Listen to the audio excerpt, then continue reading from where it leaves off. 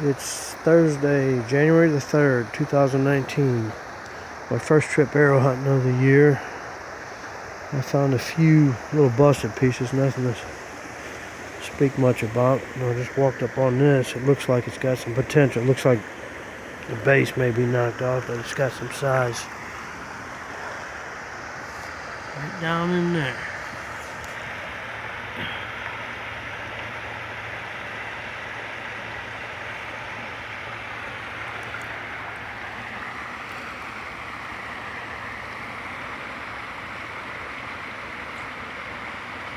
Damn.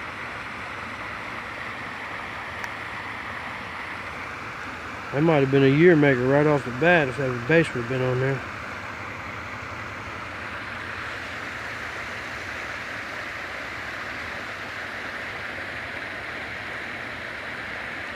Beautiful color.